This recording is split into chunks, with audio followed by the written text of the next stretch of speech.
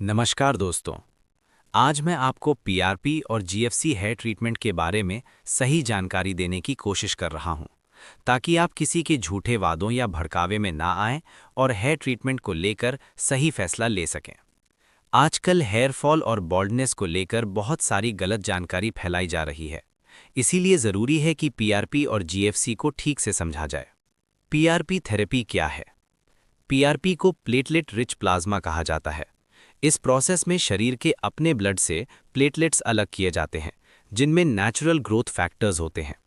In growth factors को scalp के उन एरियाज में इंजेक्ट किया जाता है जहां हेयर थिन हो रहे होते हैं या हेयर फॉल ज़्यादा होता है। पीआरपी कोई केमिकल या आर्टिफिशियल ट्रीटमेंट नहीं है।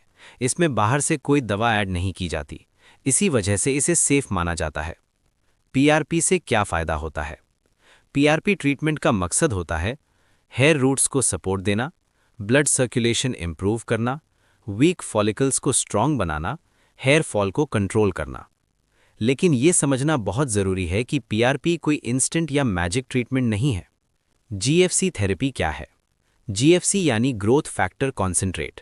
इसे पीआरपी का एडवांस्ड वर्जन भी कहा जा सकता है। इसमें ग्रोथ फैक्टर्स को और ज़्यादा प्योर और कॉन्सेंट्रेटेड फॉर्म में एक्सट्रैक्ट किया जाता है, जिससे सिलेक्टेड केसेस में पीआरपी की तुलना में बेटर रिस्पॉन्स देखने को मिलता है। जिन लोगों में हेयर फॉल ज़्यादा हो या हेयर बहुत ज़्यादा थिन हो चुका हो, उनके लिए जीएफसी एक बेहतर ऑप्शन माना जाता है। सबसे इम्पॉर्टेंट सवाल, क्या पीआरपी या जीएफसी परमानेंट हेयर ग्रोथ करता है? अब यहाँ सबसे ज़रूरी बात समझनी चाहिए। पीआरपी और जीएफसी बॉल्ड एरिया में नए परमानेंट बाल पैदा नहीं करते।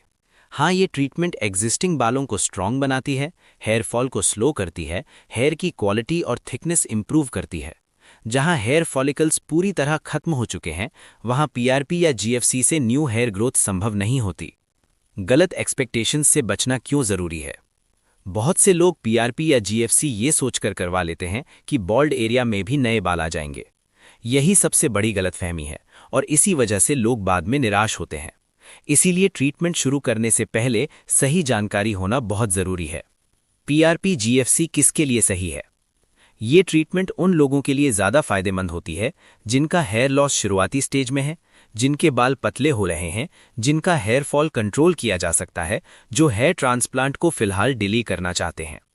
नो, किन केसेस में ये ट्रीटमेंट काम नहीं करती? अगर स्कैल्प पूरी तरह स्मूथ है या कई सालों से बॉल्डनेस है, तो पीआरपी या जीएफसी से वहां नए बाल नहीं आएंगे। ऐसे मामलों में लॉन्ग टर्म और परमानेंट सोल्यूशन हेयर ट्रांसप्लांट ही होता है। रिजल्ट कब दिखाई देता है? पीआरपी या जीएफसी का रिजल्ट धीरे